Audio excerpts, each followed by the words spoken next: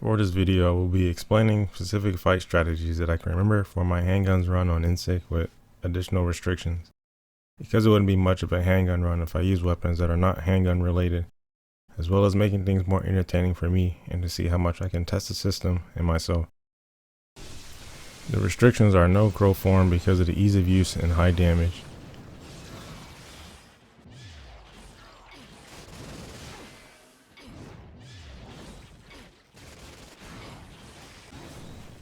No torture attacks because they do a high amount of damage and make some challenges along the way too easy. The routing for damage will also be more creative as a result.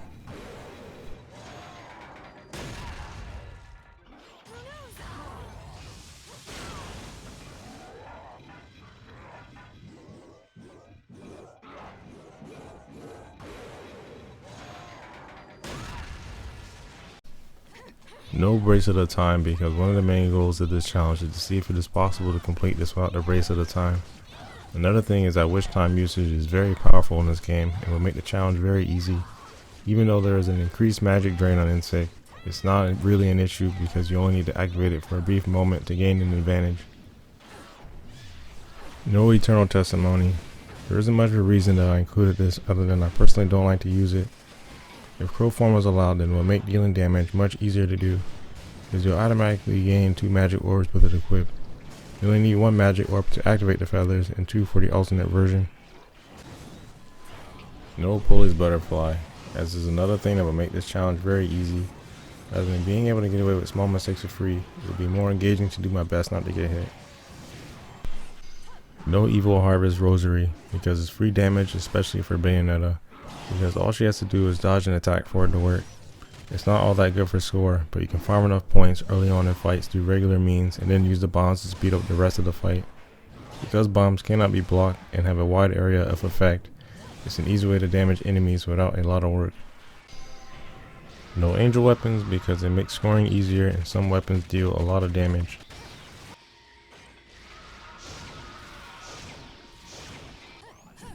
Gaze of Despair being equipped at all times as another layer of challenge because enemies do not flinch from regular hits and are more aggressive when they are enraged. There is also increased hit stop when physically attacking enemies, which can throw off the timing of attacks. There is also a benefit to using the accessory, which is giving you plus 0.5 more points per attack as well as faster magic gain. Also, with Gaze being equipped at all times, I have 1 less accessory slot to work with. So I'll have to try and get the most out of whatever one I choose to use.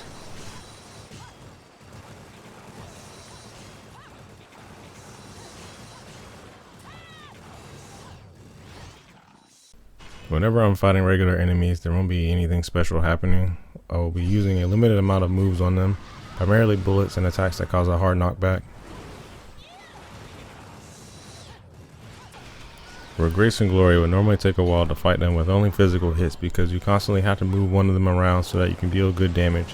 Alternatively, you could go high into the air and bullet climax them to death.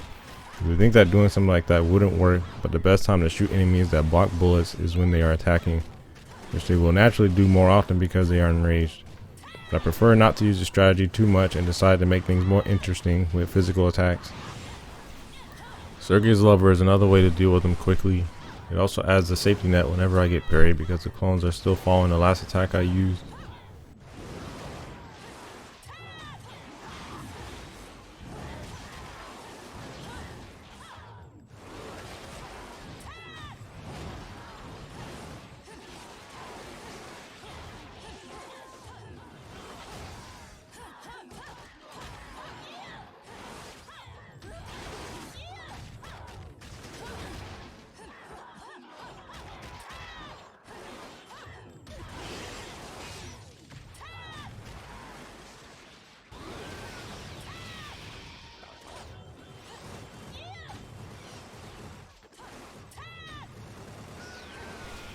At the end of this verse is a good time to farm points on fairness. Finding fairness at the end of this verse isn't much of an issue. All you really have to do is stand at the front and bait the bite attack. If you do that, then mainly focus on dealing bullet damage after it misses and recovers. This works the same for when you're at the side of it and baiting a side swipe.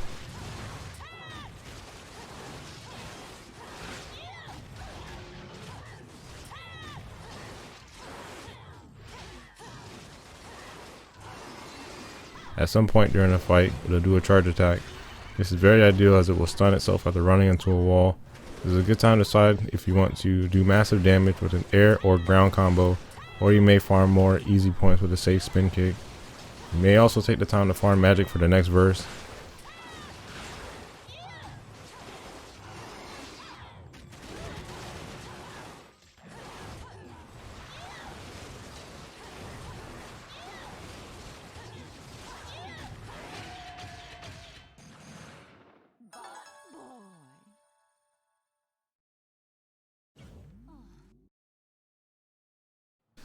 If you decided to farm at least 2 bars of magic in the previous verse, you'll be able to activate a torture attack as soon as the verse starts, because Glory will be standing right in front of you. Once the first one completes, you may do it again right afterwards. The second torture attack will kill them. Upon death, they will drop a butterfly that refuels some of your magic.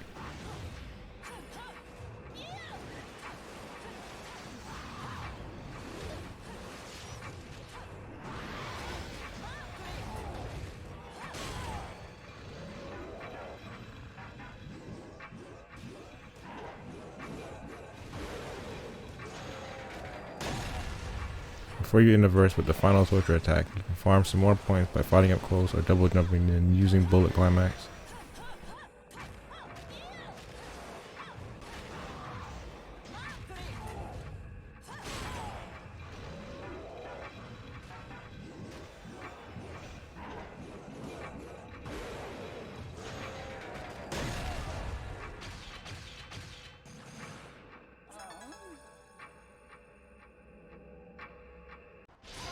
The main plan here is to separate the droids and keep track of what weapon they are using.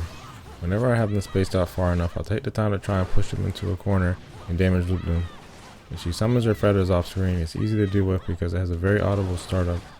When the droid is in her gun form, she will slowly approach you until she is within striking range. This allows me to focus on dealing damage to the droid that is next to me. If she is in any other form, like the sword or whip, it is more tricky to deal with safely and is best dealt with by using bullet climax in the air.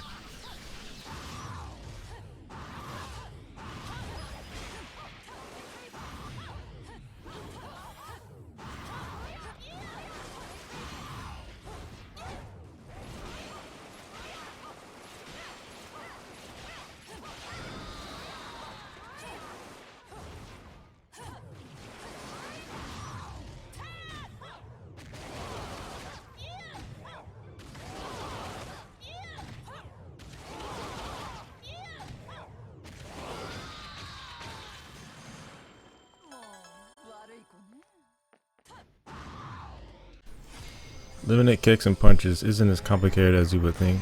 You may choose to use your guns or well-placed physical attacks to get the job done. In this case, I kept it really simple and used the extra magic game by attacking enraged enemies so that I can activate Sergei's lover.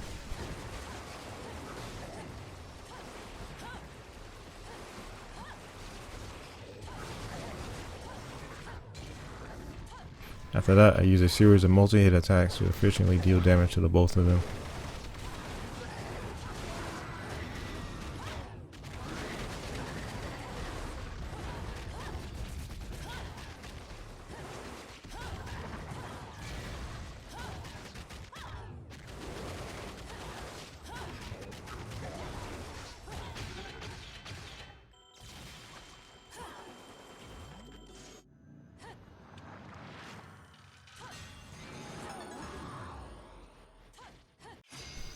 This fight has a simple solution for safety and damage. Because the outdoors will perform their jumping attack whenever you are above them, you can prepare a spin kick for them to jump into.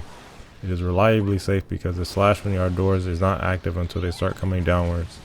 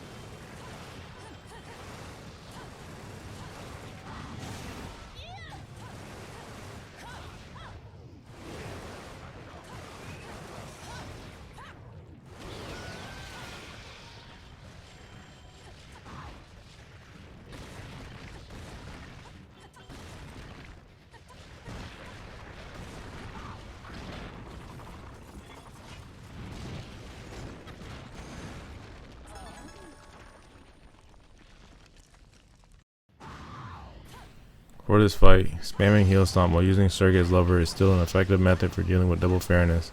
The area of effect from the stomp will net you a solid amount of combo points and multiplier. The damage from it is also good. You would normally trivialize this fight if they were not enraged, as it allows you to put them into a hit stun loop.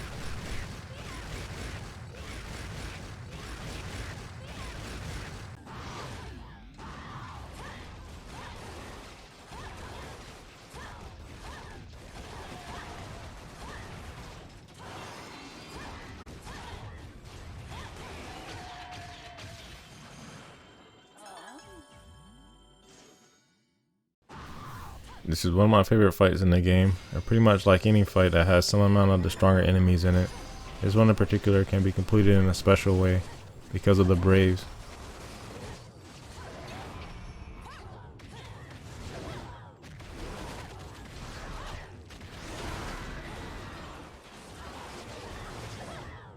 When you daze the Braves with a bunch of hits, it allows you to launch them. This is a very powerful thing to do. While they are flying, they will deal a large amount of damage to enemies in their way while giving you a lot of points.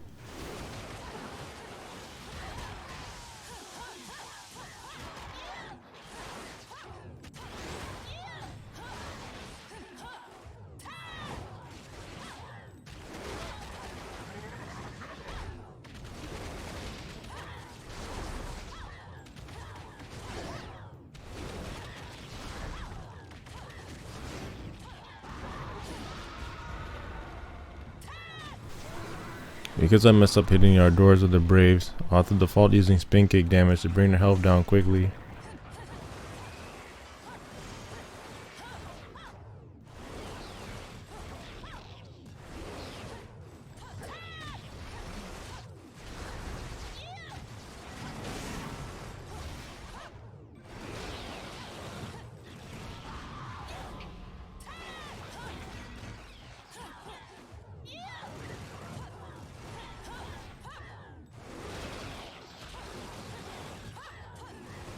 Getting them near a wall greatly speeds us up because of the wall splat damage, and when you use Sergei's it's even faster.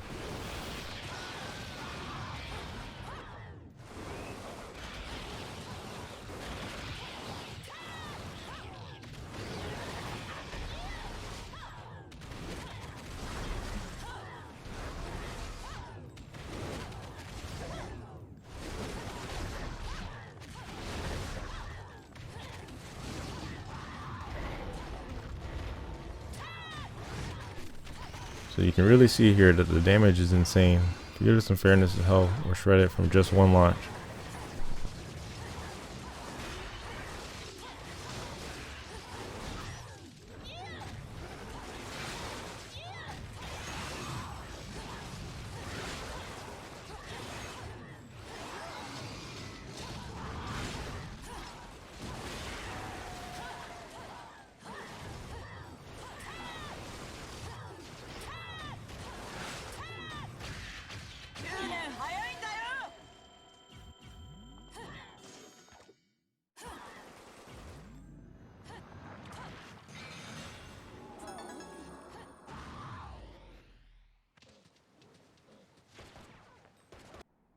For this boss, the overall game plan is pretty simple with Muda Mahakala.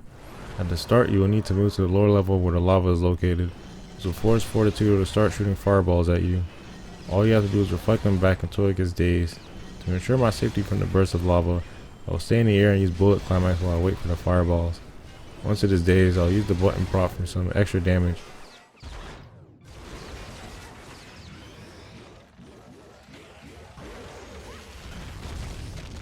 After it gets up, I'll attack the head with spin kick whenever it gets stuck in the ground. For the most part, it is ideal to stay close to the boss so that you can take advantage of every damage opportunity.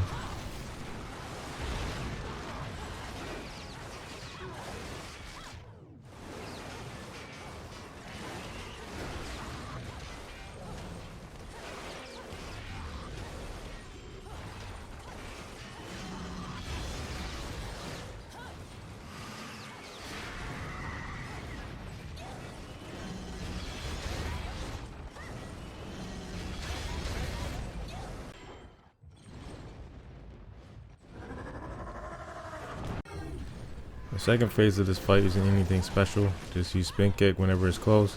If it's far, use afterburner kick to stay mobile while dealing bullet damage.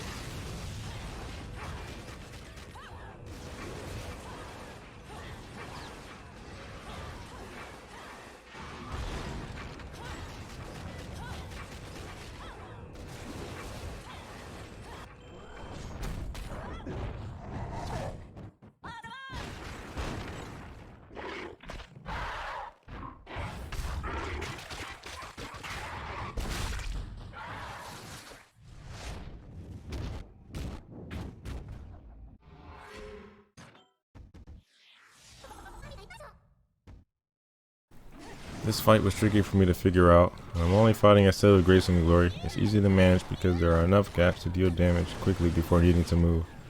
Now there's 2 Grace and 3 Glory. I had to figure out a way to quickly deal with them. This is when I figured out how effective Sergei's lever is. I can now get more damage per interaction, which allowed me to more efficiently complete the fight.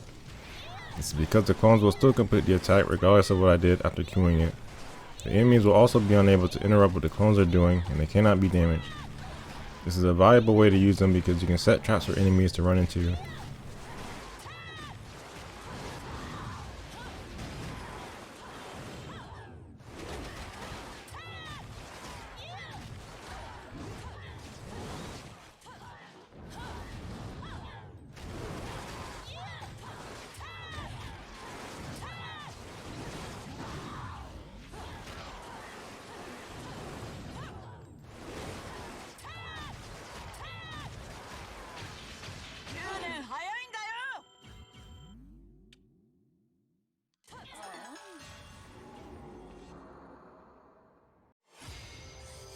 The opening portion of this fight was interesting because of how you have to efficiently fight the Ardors. Because torture attacks aren't allowed and the Ardors are quite tanky, you're not left with that many options to take out multiple of them quickly.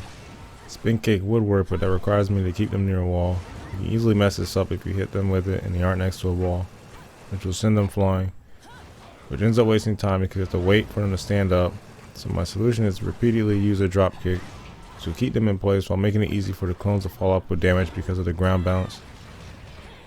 To keep the loop going, I will wait for him to get up, then bait witch time from the jumping attack for ease of timing.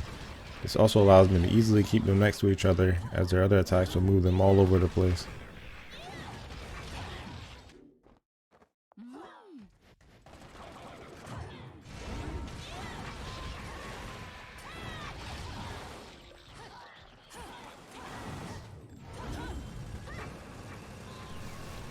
Now that there is only one left, I can easily finish it off and build magic for the next wave.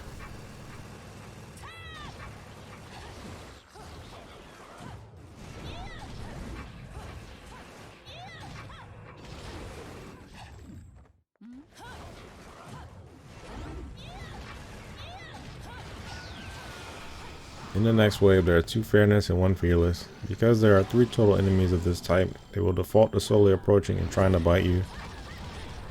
To effectively damage them long witch time, it's best to use the clones and use the barrage kicks rather than using spin kick, because spin kick will push them out of the range of the kicks.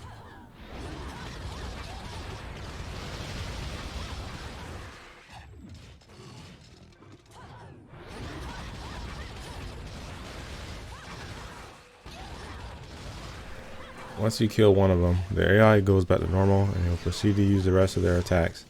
At this point, it is a good idea to keep up the pressure as they have a chance of running into a wall and being stuck, which wastes time.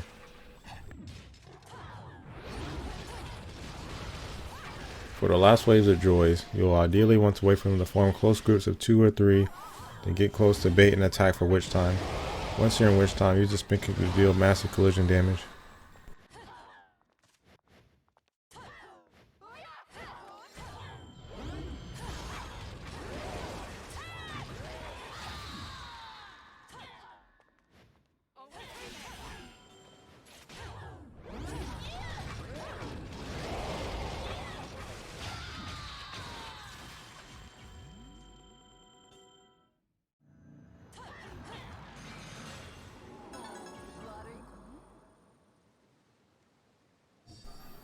Here we have verse 4 against Fearless and Fairness. I did skip the affinities at the start of the verse because you don't need them for points. I'll also be skipping the affinities at the end as well. You can accumulate enough points through Fearless and Fairness for the whole verse. Overall, the fight isn't too different than fighting one-on-one. You just have to be aggressive the whole time and force them to be aggressive so you can maintain a consistent enemy manipulation. Another thing, of course, is taking advantage of whenever they get dazed. You may also be wondering why I'm using Heal Slide a lot against them. It allows me to slide under a lot of their attacks while dealing damage at the same time.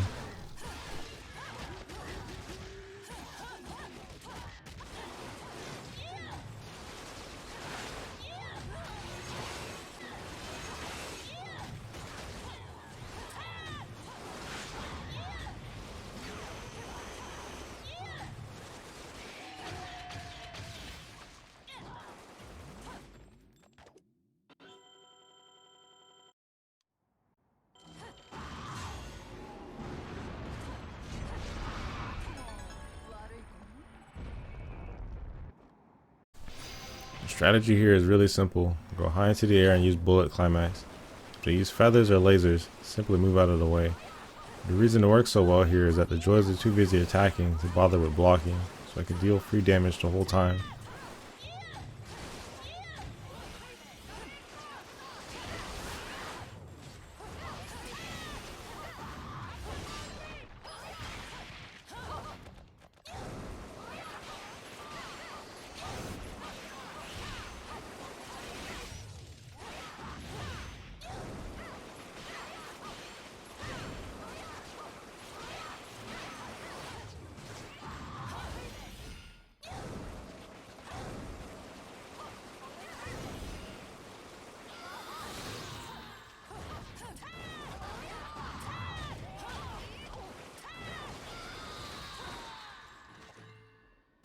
The second part of this fight isn't anything special. Knock the harmonies down and then use spin kick to gain some quick points.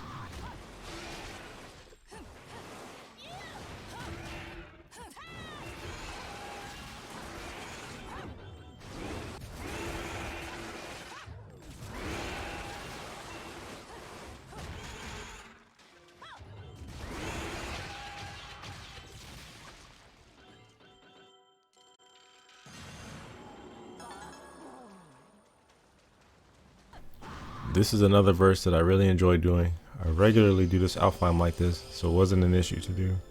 Pretty much all you have to do is get yourself into the air and use bullet climax to stall in the air. If Grace and Glory move away from you, just use stiletto to chase them. Once you are above them, use your shoot button to float down and steer yourself towards them. Ideally do this while they are attacking because they'll ignore it. They'll normally try to swipe at you if you get close enough to the ground. You can interrupt this by jumping on them. It's risky initially, but if you do it enough times, it'll be safe and consistent to do.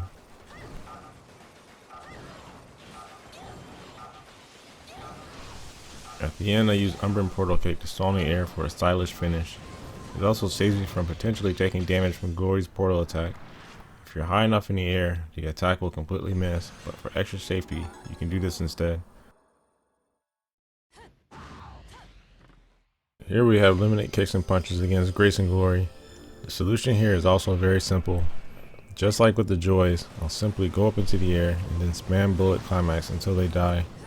This is very efficient for the attack counter because mashing punch or kick, whatever version you're using, will produce more bullets and require you to use less punches and kicks.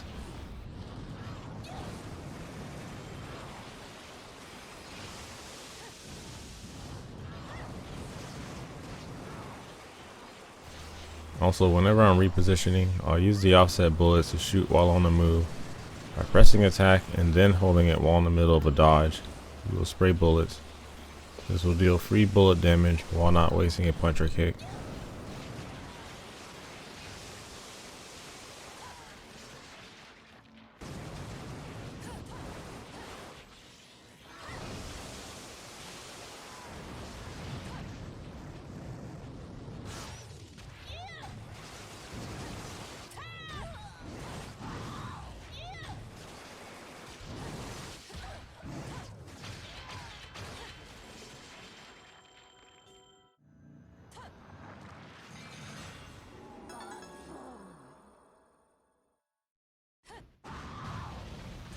Fighting at Inspired is really simple. While it's flying around, use bullet climax to knock it out of the air. Once it lands, get close to it with circuits activated, and then use spin kick to deal massive amounts of damage. Once it's up, kick it some more until it dies. To do this safely, you'll need to understand its stances. It has a high and low stance. With its head high, it will primarily shoot fireballs. The stance with its head low will primarily use bites or fireballs depending on proximity, and a high or low tail sweep. The easy solution is to go between the gap for safe damage. The main thing to worry about here is to not get too low.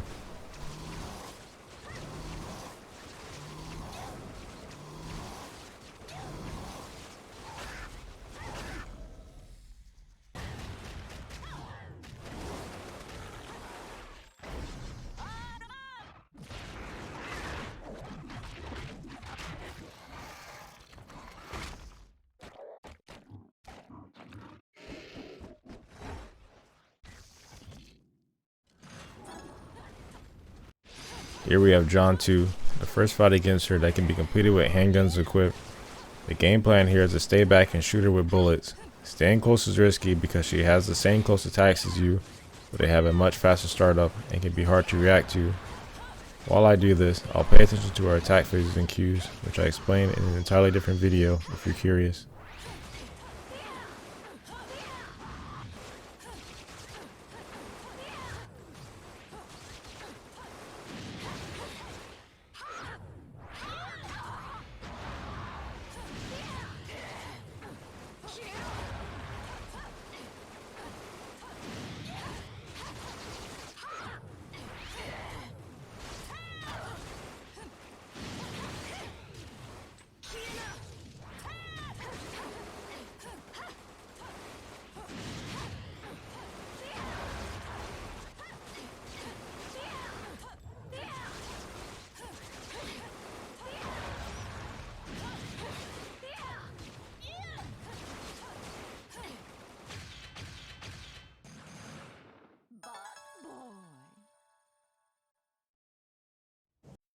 This verse gave me a lot of difficulty because of how tight the requirements are.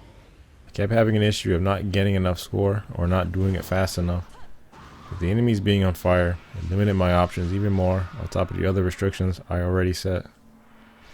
I had to work around some randomness to this fight as well, which are the enemy spawn locations.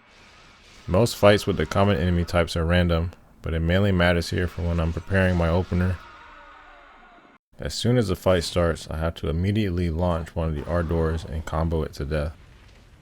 To do this, I must shoot it to extinguish the flames before I can attempt to launch it. By extinguishing it while it is in this burning animation, it makes it easier for me to quickly get it into the air before enemies start to act. Once it is in the air, I'll afterburner kick it to death because I can't use regular attacks to keep it in the air. The combination of kicks and bullets will be enough to take this one out. The reason it is so important to take the first R door out immediately is because it will be much easier and efficient to break the armor of one rather than two. Once the first R door is dead, I'll activate Sergei's lever and spam heel stomp for points and damage. Because the enemies are enraged, this causes a lot of hit stop and makes the back forward kick input harder to time without accidentally kicking the fire enemies. Kicking them will ruin my run because you take damage if you physically hit them, but there being some exceptions, and heel stomp is one of those exceptions. Another thing I like to do is jump on the R door when it tries to use its jump attack against me. This is one of many ways that you can interrupt the attack, as it will cause the R door to fall over, which you will then have to get up from. This makes dealing damage more safe as I'm taking it out of the fight for a few seconds each time. Once all the burning affinities are gone, I'm free to focus on the R door. At this point, I just need to kill it quickly. Trying to afterburner kick loop it doesn't really work out because of the clones, so I opted to use the wall and spin kick for collision damage. The score requirement is 4,950 with the time being 1 minute 30 seconds, so I did go quite a ways over, but it was mainly for safety whenever I did have a good run. This is a fight that I didn't have trouble with either. I pretty much toyed with Gracious and Glorious. I primarily used my usual fighting strategy against them until their health was low enough. Physical hits work really well against these guys because they can only parry it on the ground. So if you bring them into the air and use air sweeps without bullets, they'll take every hit. Also, using hard hits like Tetsuzanko and Spin Kick will cause them to turn around. You can use this as an opportunity to combo them in a variety of ways. The main way that I use it here is to set up a launcher. Normally they are too low to afterburner kick from the ground, but during certain attacks or when you make them turn around, they will stand higher and allow you to afterburner kick them. I'm sure you also noticed that at the start of the fight one of them wasn't enraged. It's a universal rule for enemies when you use Gaze of Despair. If you launch and then juggle them, they will not become enraged. For this guy, he broke out of it and got enraged anyway, but if you were to do this to standard enemies like Ardors or Infinities, they will not become enraged until they are in a neutral stance.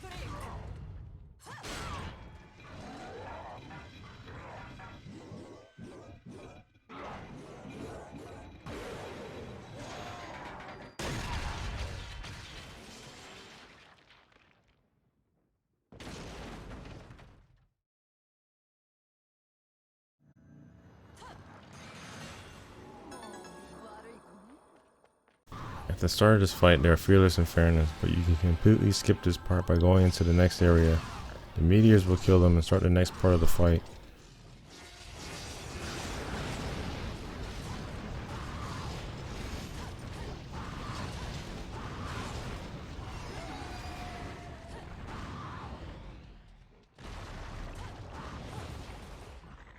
This part with the beloved is really simple. Stay close to his body and the meteors will not hit you. During that time, just keep hitting it until it dies, while making sure to stay behind it.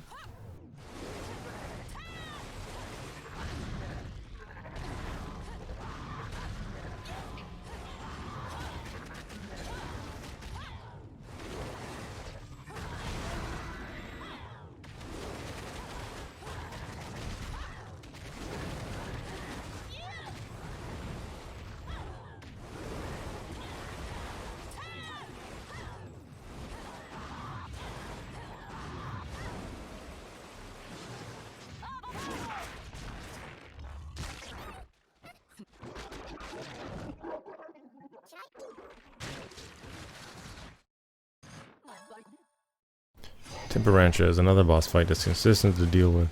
Whenever it starts to shoot bullets, use air attacks on the fingers. This allows you to stay out of the way and deal damage. Once you have enough magic, activate Stargaze to speed things up as well as more consistently saving yourself whenever he's about to do a big attack on the platform.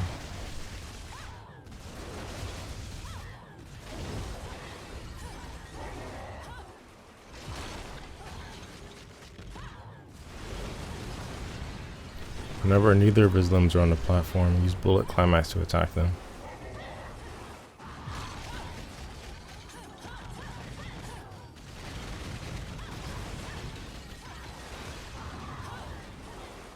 Whenever he uses the punch that sends you flying, I find that it's consistent to move to the back of the platform, furthest from the arm that is about to hit the platform. During the Witch Time section, I use the tram for easy damage. This also sets you up for free hits while he's stunned.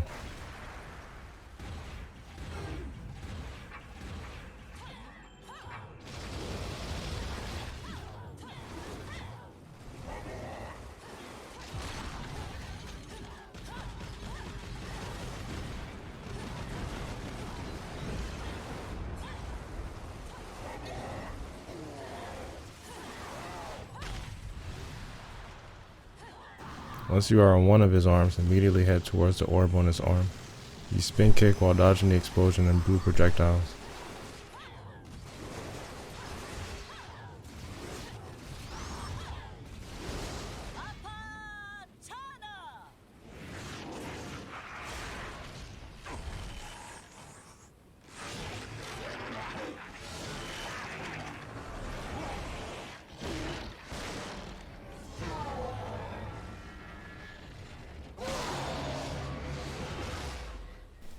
For the second part of the fight, things are about the same. Now the head will shoot projectiles instead.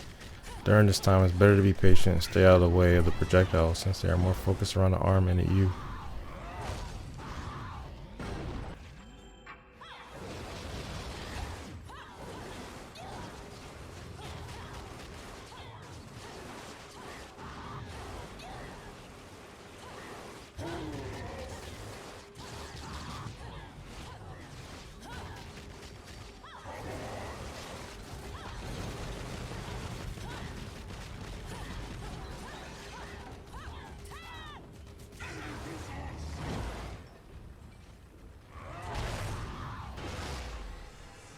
Now that both arms are gone, the next part is simple. Pretty much repeat what you did previously, but now on parts of the body.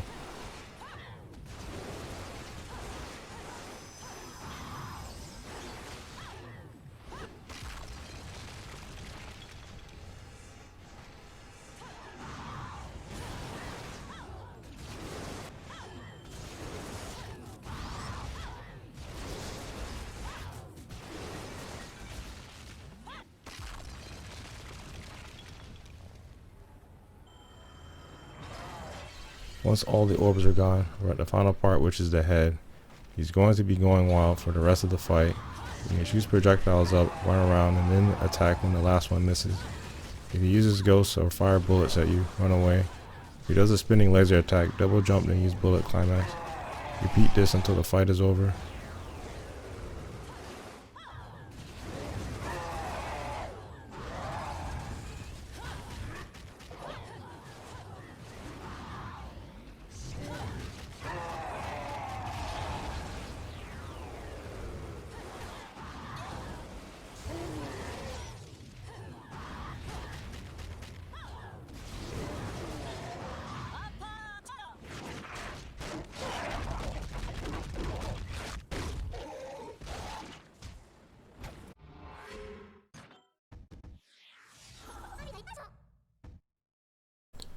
For this fight, it makes sense to release both Gracious and Glorious at the beginning because Sergei's strategy will make quick work of them.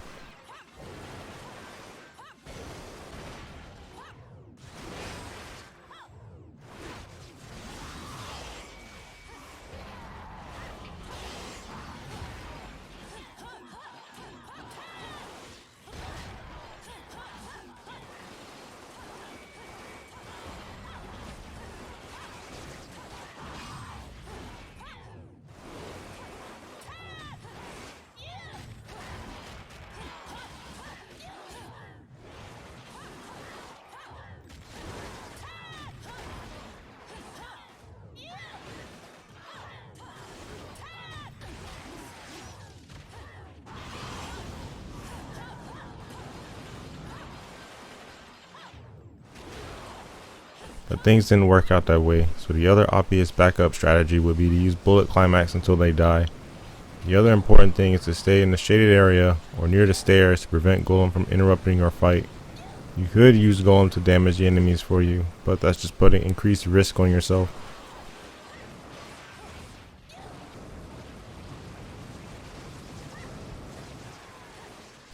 Once they are both dead, I will fight Fearless one-on-one.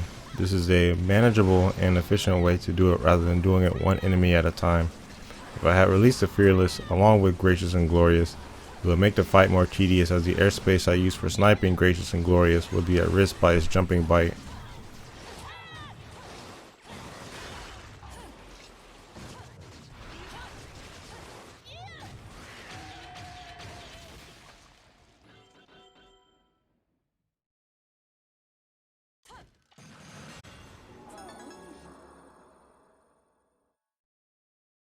At the start of this fight, only one kinship is activated, so by attacking the active kinship and keeping the other one off screen, it will not attack me.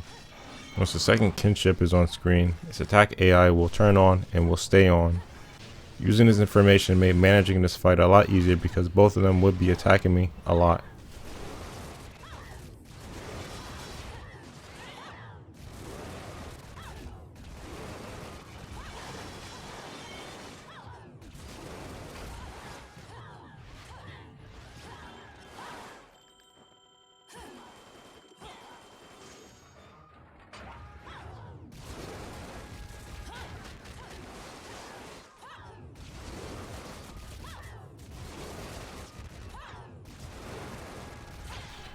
There is a funny moment here. I messed up getting back to the platform when I could have just waited for the fight to end. So I ended up falling into the abyss, but it worked out because the fight was technically over.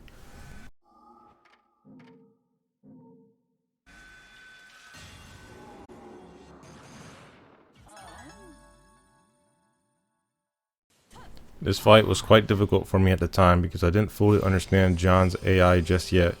So I tried to figure out a reasonable way to do this, which led to me doing a lot of camera manipulation. While I was running around the map, I was building magic through bullet damage so that I can activate Sergei's.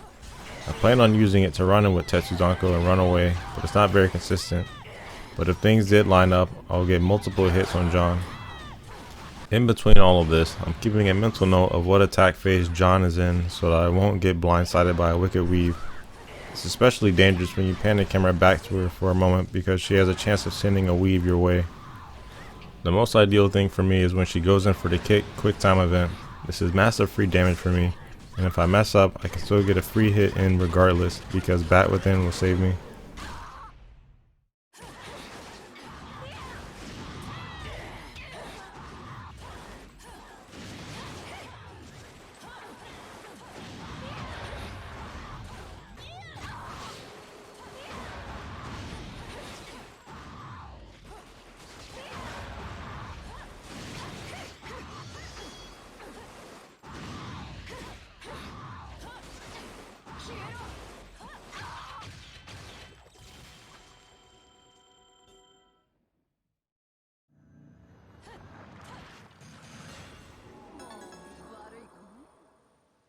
The golem fight is very easy. By using AI manipulation, you can make this very manageable. When you are close to golem, you will primarily use close attacks like punches, claps, the centipede, spider, or dragon. If it goes into dragon form, you mainly have to stay away from the mouth area and be sure to dodge the 2 bites if you need to. Also, by staying close to the core of the boss, you can avoid the hand attacks without needing to dodge. The main close range attack that can give people trouble is the centipede attack because it's fast.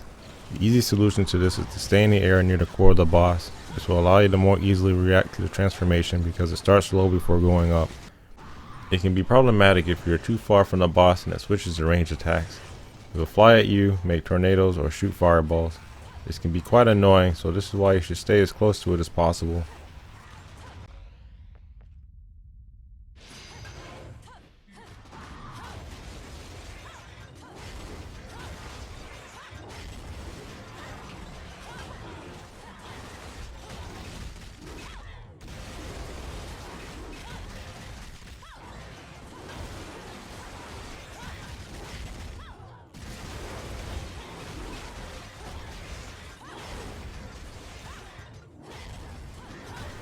By being aggressive, you increase your chances of stunning the boss. This is accomplished by attacking the spear until it goes from green to gold. You can't tell in this fight because it's transparent and orange.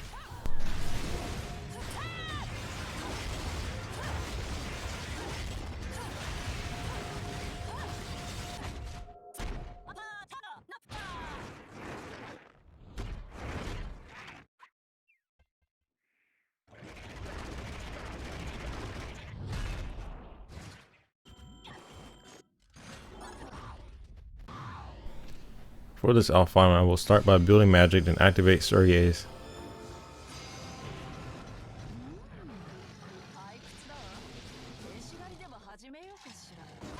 Once it is activated, I will spam Heel Stomp while they are grouped up. This will allow me to hit as many of them as possible. If I'm far from them, I will use Bullet Climax to slow the magic drain. Once I start using Heel Stomp again, I'll gain the magic bag much faster.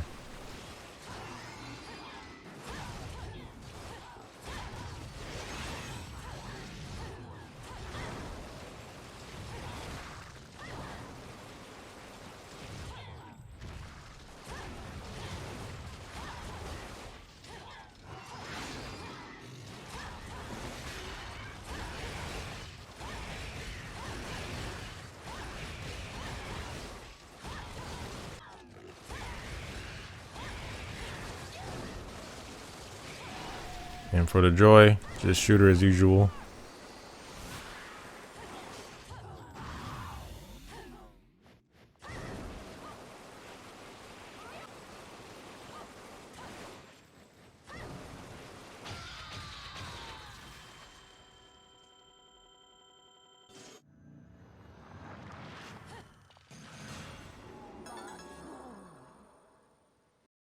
This fight gave me some trouble as I wasn't sure of how I was going to deal with the initial part. If you started by looking at all of them, they will simultaneously fire rockets at you. This is when I noticed the limits of Bat Within, or wasn't mashing fast enough to deal with the spam. The usual outcome is that I will avoid the rockets from the first two kinships, but the final set hits me as soon as Bat Within ends. You would wonder why I wouldn't use Moon here, but the rockets come at me in a variety of directions, so it will be difficult to block them because the block will only work in the direction that the attack is coming from. So the solution I came up with is to look down as soon as the fight starts and slowly introduce the kinships into the frame one by one. This way the rockets can be easily avoided. Once I have activated every kinship, I need to stay at the final kinship. This is because the other two behind the first one will attack with their laser and other projectiles. So by fighting from back to front, I can more reasonably fight each kinship.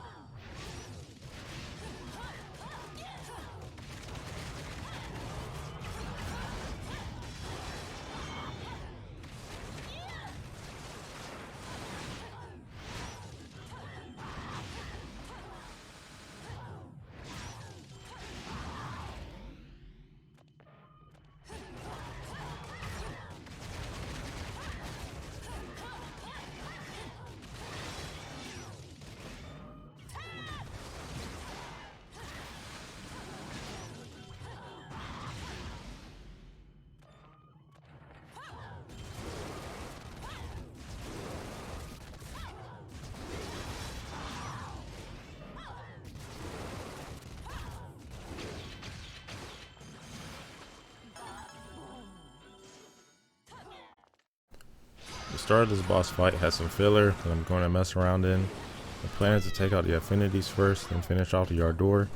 To do that, I'll be moving around a lot while picking off the small guys. Whenever the yard door wants to move, I'll just make him lay down for a little bit.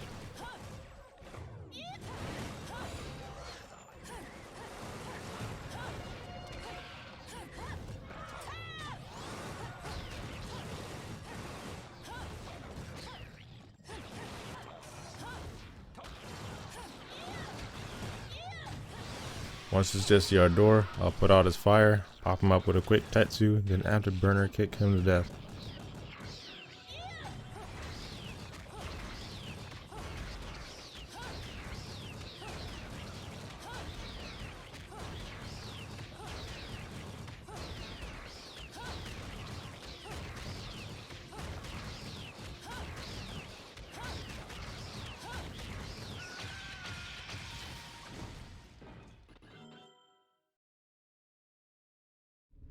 The main plan here is to keep attacking the head. Whenever it does a slow poison sweep, that's very ideal because being close to the boss will make the attack miss, which is what you'll want to be doing so the fight goes by faster. If it drops C's, just move to another platform because it's not worth dealing with. Really, if it does anything but flail around, I'll move to a different platform because extra obstacles are not worth the effort.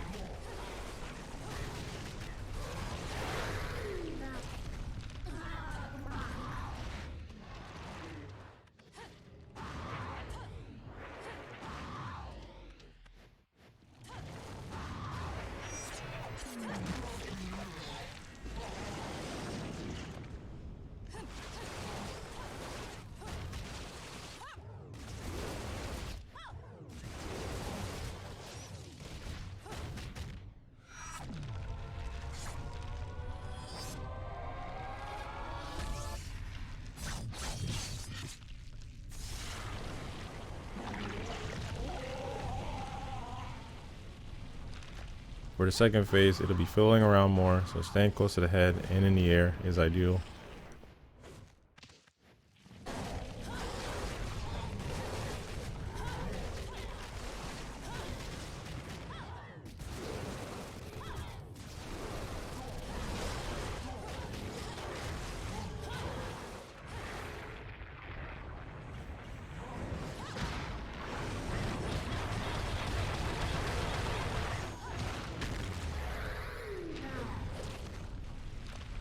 The third phase isn't much different either, just more aggression.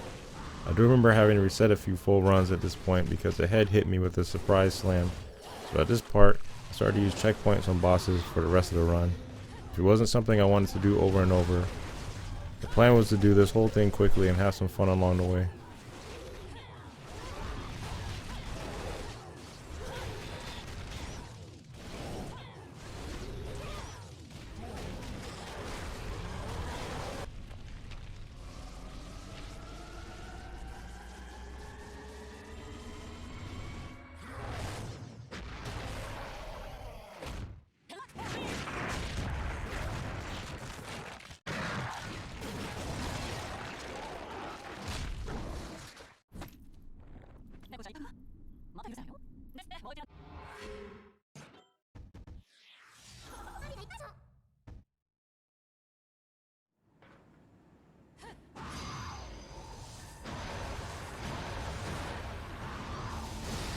For the beginning of this fight, I'll get rid of the affinities and leave the Ardor for last. Once there's only the Ardor left, I'll use Heel Stomp from a higher platform to do safe AoE damage.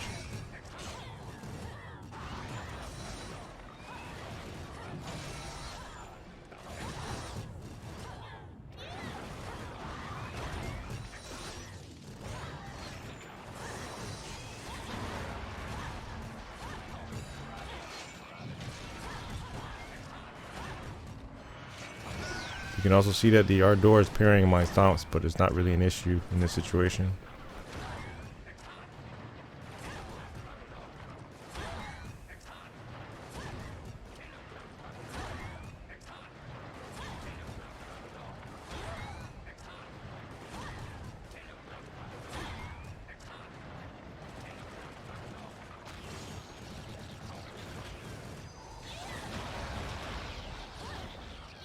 Once I feel that I have enough points, I'll knock the Ardor out of the plane. You don't have to wait for the Ardor to die because you have to manually end the fight by opening the door, but it looks more cool that way.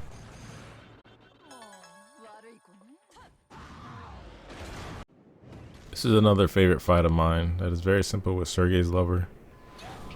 While they are spawning, this is a good time to prepare your attack with the clones for free damage at the start and a possible follow-up.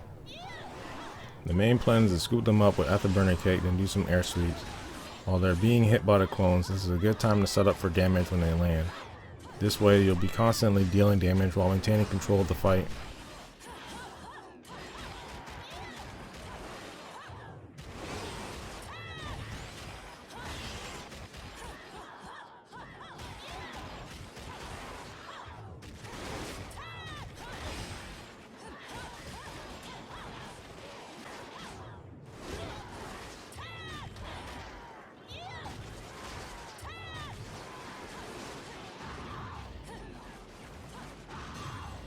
Now we're at the Ardor section.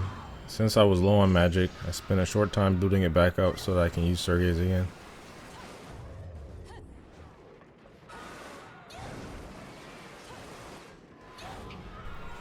Once I have activated the accessory again, I'll use Heel Stomp to damage all three of them until their shields are gone.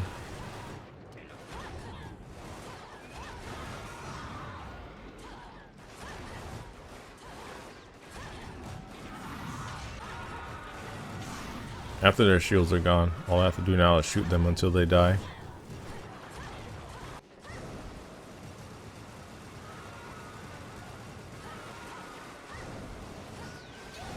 When it is only two Ardors left, it becomes much easier to control the fight.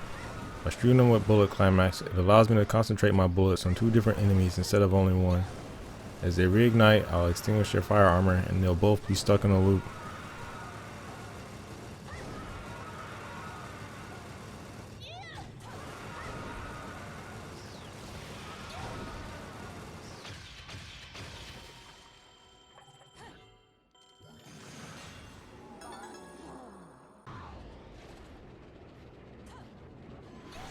In this fight, the fans can be a bit annoying, but you can make the enemies come to you.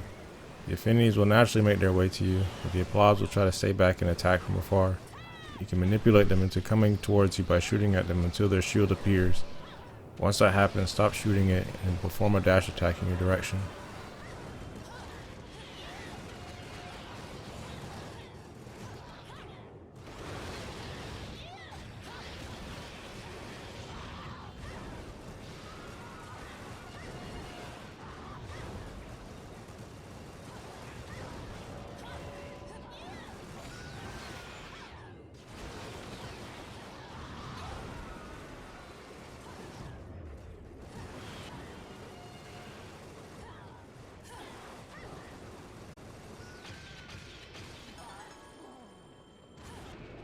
Here we have Jeanne 3. The initial plan is to lure her into the corner of the stage and hit her with a semi-reliable Tetsuzanko loop. To get her into the corner, you need to be between the engine and the invisible wall while facing the camera towards the corner. Once you're there, wait until you hear a grunt from Jeanne. This means that she's on top of the engine. Now that she's close enough to the corner, you'll bait her to attack into the corner, and if she does not do that, push her into the corner with an attack.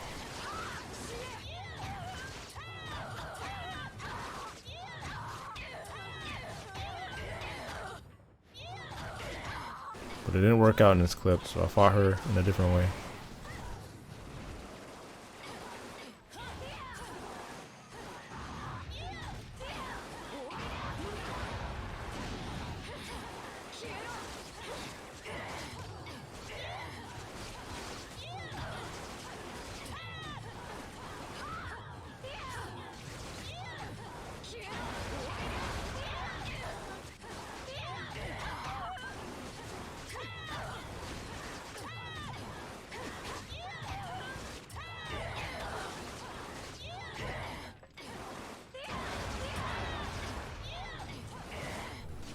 This different way involves me using bullet climax against her. The good thing about this strategy is that it forces Jeanne to be more predictable. When Jeanne is being hit with bullets, she will run at you in Link's form and try to attack up close.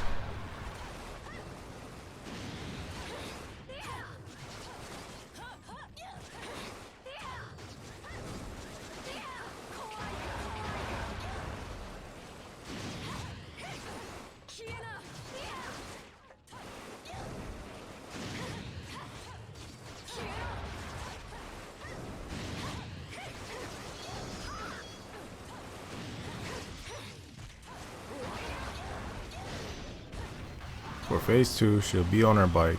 All you need to do is shoot her until the bike explodes.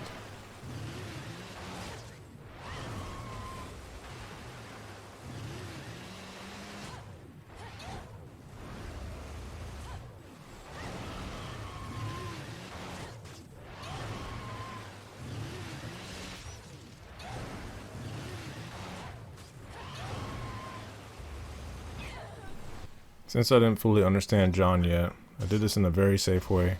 I kept her off screen and shot at her until I heard her Link's form. You can also tell when she enters the form because the screen shakes a little. I will then run away, but not too far because she will teleport to the player if they're too far away.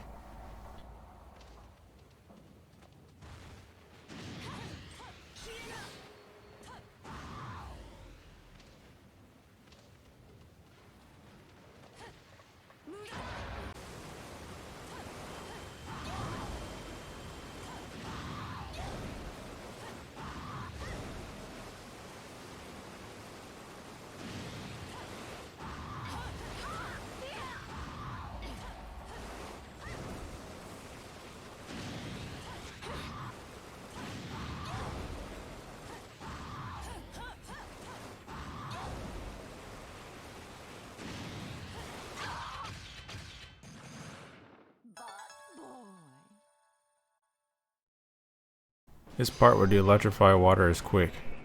Place the razor down near the barrier and away from the water to give yourself enough time to kill the Ardor. To safely kill the Ardor, pop it up with Tetsu and then afterburner kick loop it to death.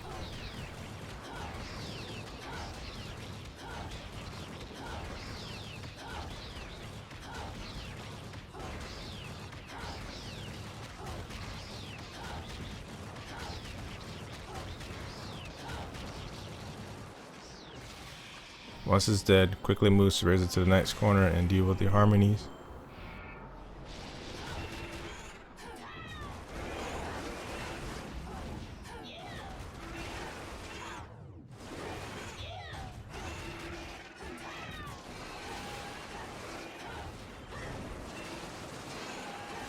There's a point here that the harmony is teleporting and I had to land for a bit.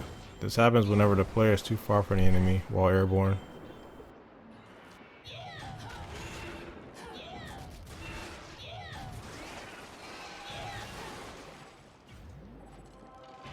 The last enemy is another Ardor, but it's on fire.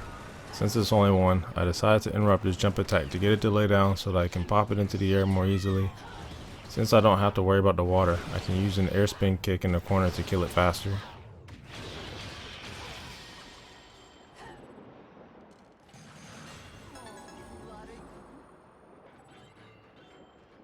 For the first part of this fight, you can stay far enough from the boss to not trigger his projectiles so that you can take out the front legs easily. For the legs of the rear, you'll have to dodge with the right timing so that your recovery lines up with the next set of projectiles, because you'll potentially run into a similar bat within issue like with the kinship rockets. Dodging the bite isn't something to really worry about, and the dive it does can be avoided without dodging.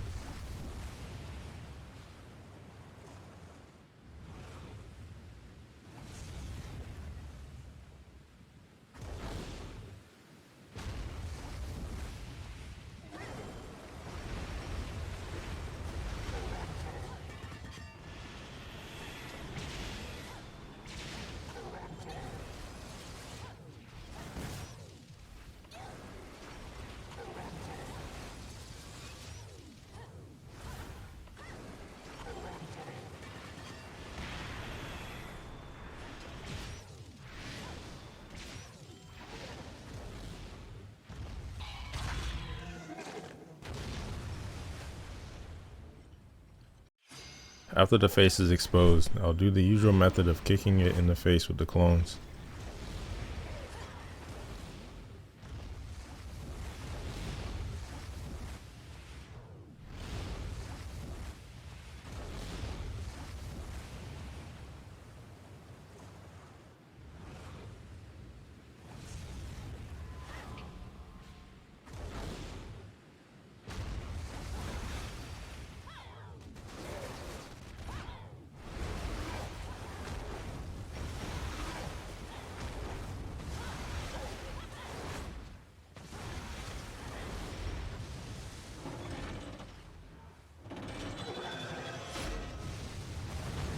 The whirlpool section is pretty simple. Dodge the lasers and shoot the boss in the face until you get reasonably close.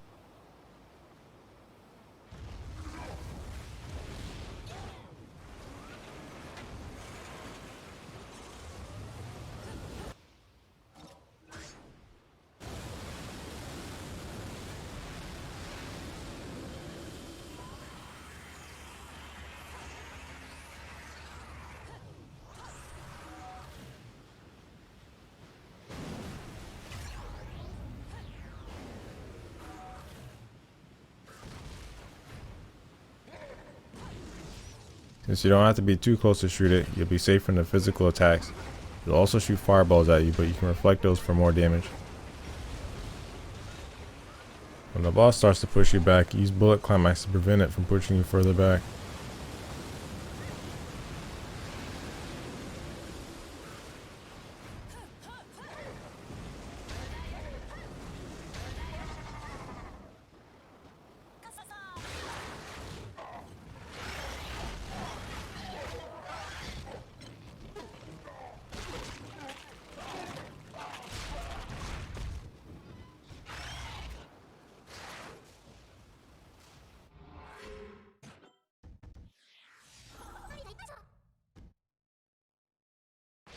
The usual strategy of staying away and shooting will be used here, as well as running in for a quick hit when she's in a long recovery.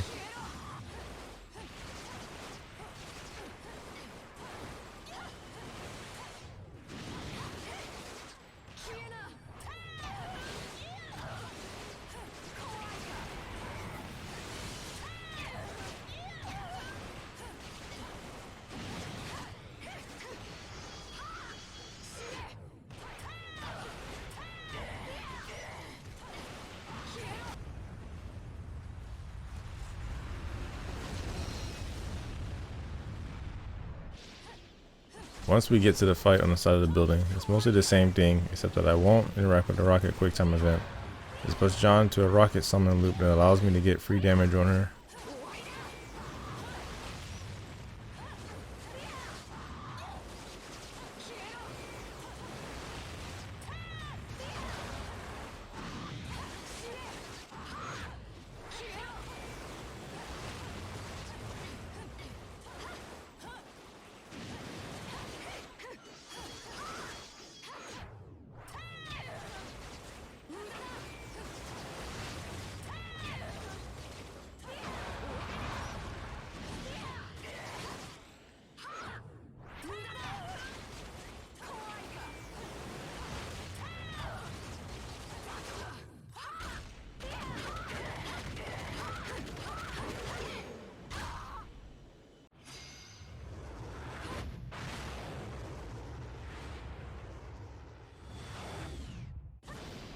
This part is not too different from what I've been doing before. Since the area is more narrow, this allows me to more easily make attempts at hitting her with a few tattoos in a row.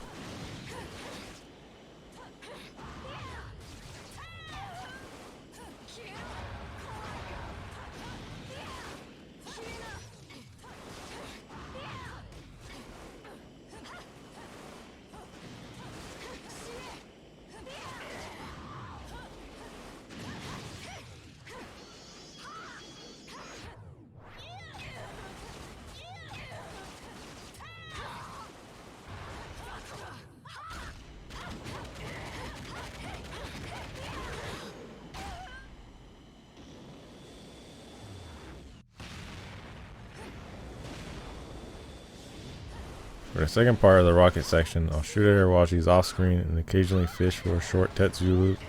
Another ideal thing is for her to initiate the kick quick time event for free damage.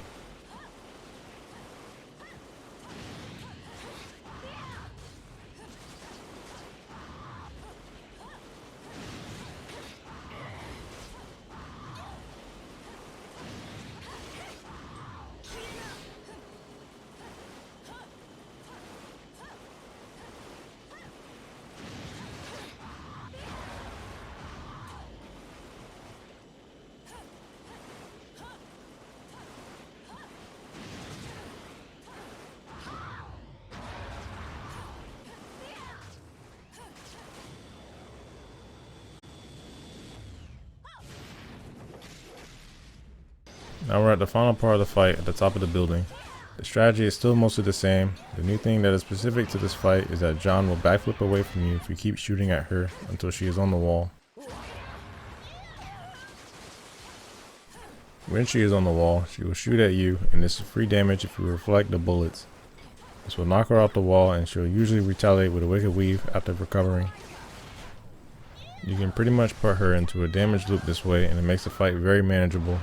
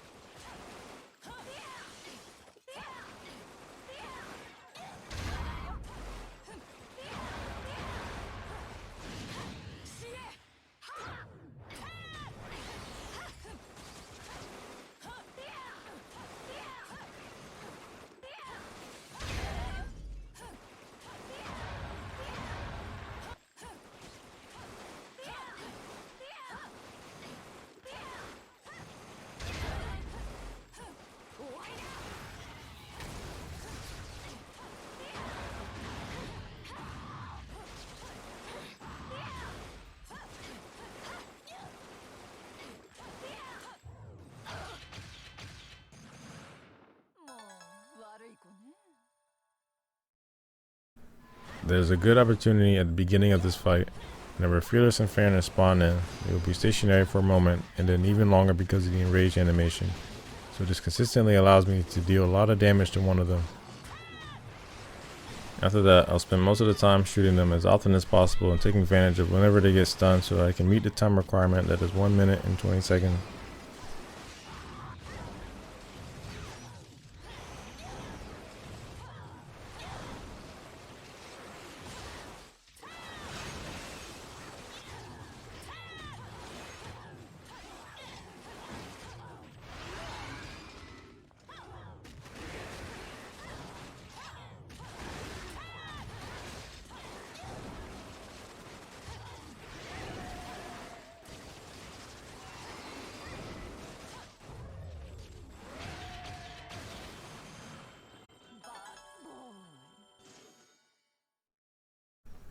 This fight was a little tricky to figure out how to manage score in time. I eventually figured out that I needed to do the opener with the decorations a bit faster, which involved me using the point context action. This is a lot faster than individually attacking each one, as the flying head will strike several decorations quickly, while killing them in one hit. As soon as they are gone, I immediately focus on one of the yard doors so that I can afterburner kick it into the ceiling. As explained before, dealing with 2 Ardors can be time consuming, so killing one of them quickly and then getting my points with the other one is the plan. This verse also has a time requirement of 1 minute and 20 seconds with a score requirement of 8,360.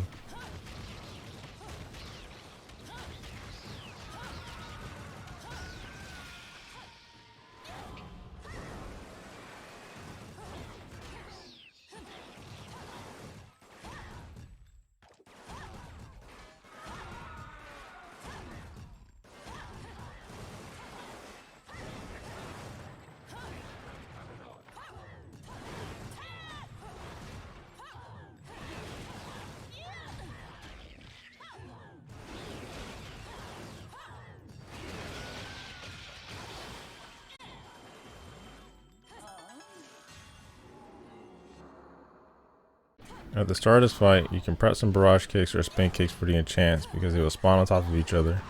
So if you position yourself right on top of them, you can kill all of them as soon as the fight starts.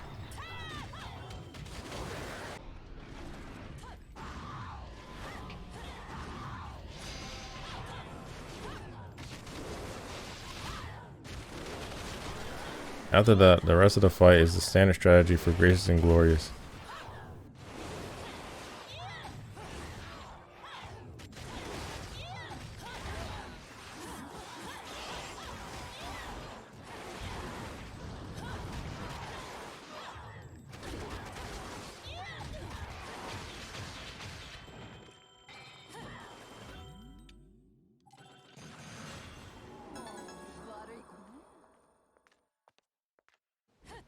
This was my test fight for some time before I started the full handgun run.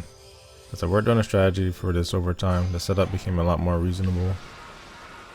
The first version of my setup was to extinguish the fire from above for one Ardor while keeping another Ardor pinned by jumping on its head. As the Ardor would jump up to attack me, I would jump on it, then catch it with the shoot button, then take it to the skies with afterburner kick. But since they are enraged, this does not work anymore. So I'm left with extinguishing the fire with bullets or heel stomp. As soon as the fire is gone, I have to quickly afterburner kick them into the air. This is very risky and inconsistent. The reason being is that I am at risk of being parried and they'll start burning immediately after it. If I'm not fast enough while they are standing in a neutral state, they immediately start burning again. The easiest way to deal with the shield at the beginning of the fight is to be directly above them. This allows me to get around the shield and ensures that my bullets will not be deflected. I can also jump on them when they perform their jump attack. This will cause them to be knocked down with their back exposed. This is another way to easily ensure that my bullets will not be blocked. Once their health is low enough, their shield will be gone and I'll be able to launch them without worrying about being parried. Alternatively, I can shoot them the whole time.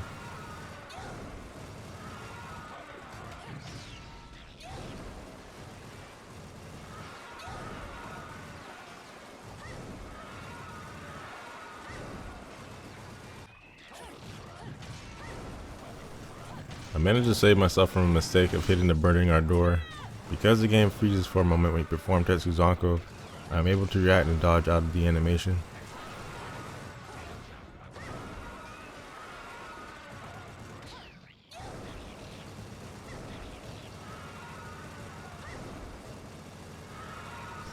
Now that there is one Ardor left, I can take it to the skies or afterburner kick until it dies.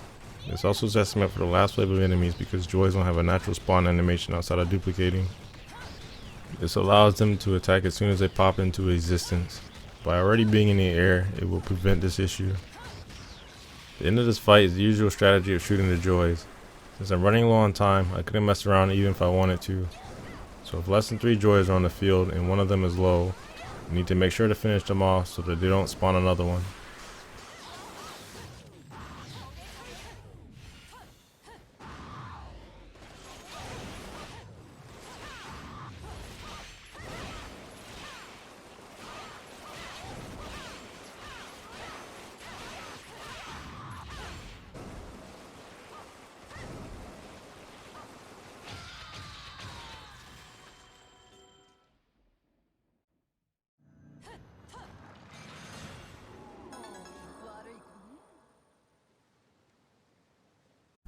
This boss fight is more manageable if you play aggressively. Using afterburner kick on Baldur will knock him up and the clones will follow up for more damage. Whenever I'm waiting for Baldur to approach me again, I'll shoot him. This helps with controlling him and preventing sudden attacks as he approaches me. I'll pretty much repeat this until the fight is over, while gaining extra damage and points from the quick time events.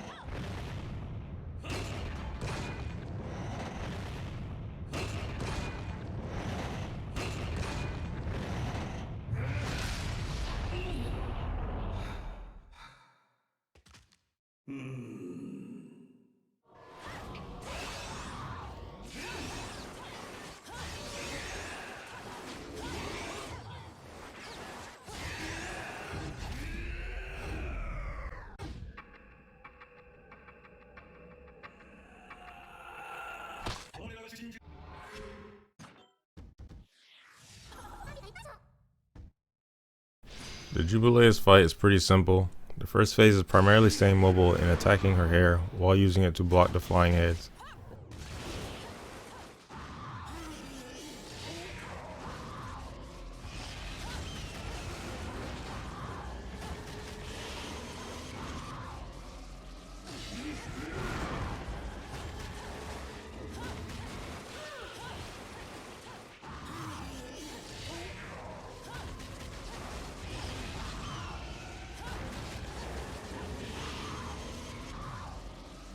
Whenever she does her punch sequence, activate the clones and prepare a spin kick for them to do.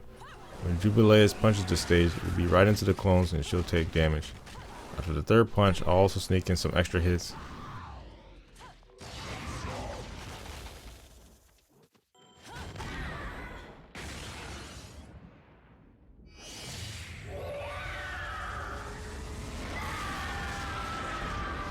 Once we transition to the lava stage, there's a specific route that I like to take which allows me to quickly break her hair. You'll attack the closest one on the left first. After that, ascend the platforms to the second one.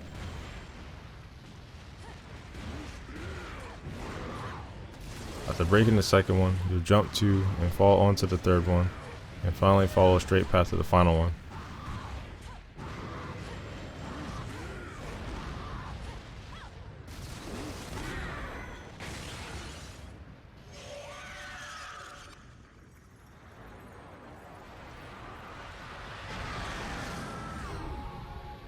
Prior to knocking her over and transitioning back to the main stage, I'll activate the clones for extra damage as she gets up.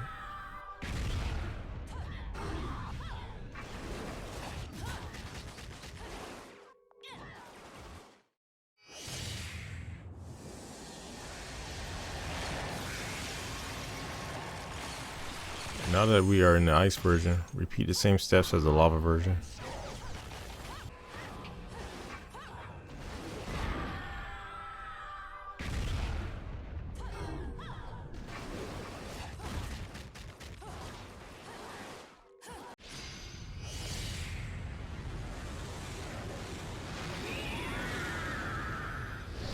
Once the lightning stage begins, it's about the same as you would do it normally.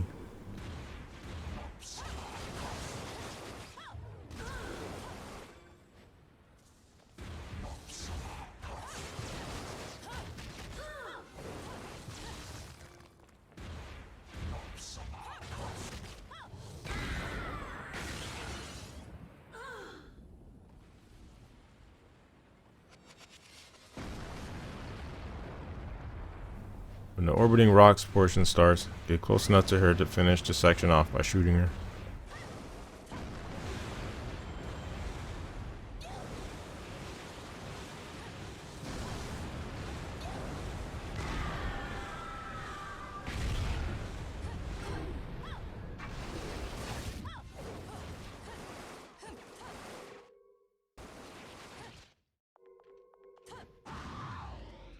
When she summons the mini galaxies, the easy way to deal with this is to go into the air and use bullet climax to allow you to stall in the air and shoot any of the floating heads that try to approach you.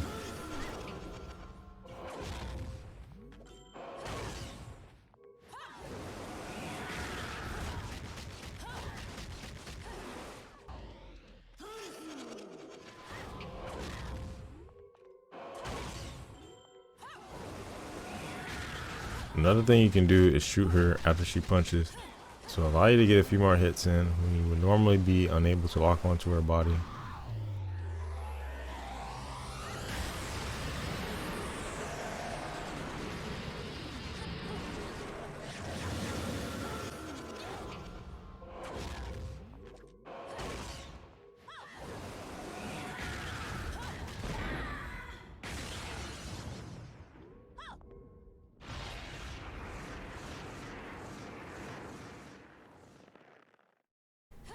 Once she's low enough, get to her face and finish her off.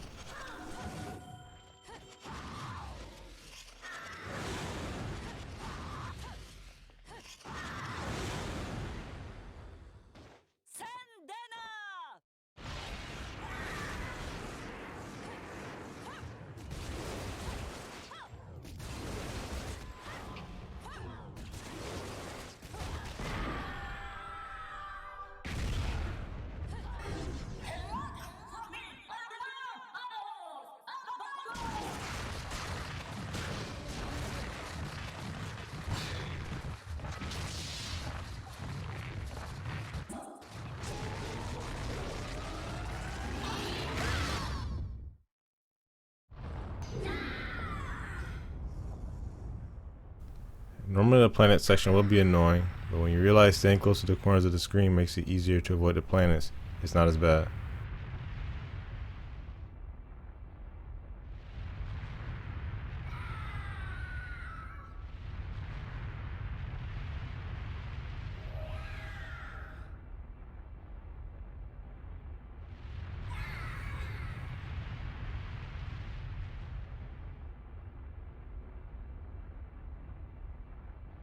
You can actually get surprisingly close to the planets too.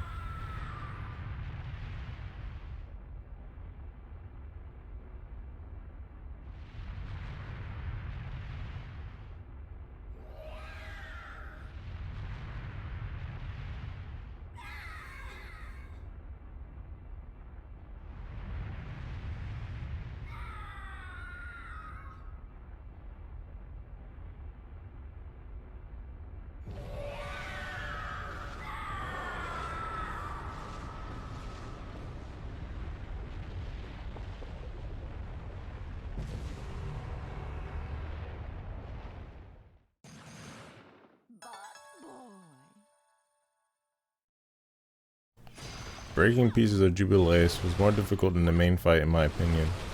Since you don't have wicked weaves here, you have to make a clean route for each segment of the body.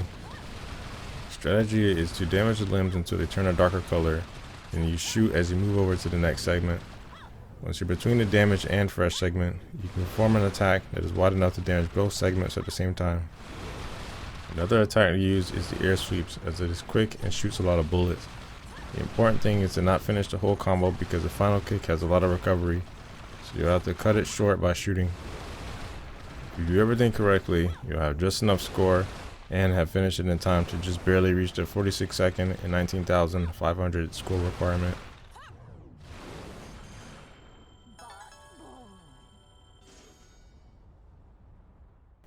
So that's the more significant parts of the run explained. You can watch the full run that's linked in the description. I plan on doing a review video like this for a while, as my experience with this challenge run contributed a lot to increasing my understanding of the game. I did over prepare for the most part by doing fights in a less efficient way with handguns as practice, but it paid off by allowing me to quickly finish the challenge. Hopefully you learned some neat tricks for this game, and thanks for listening to my explanation.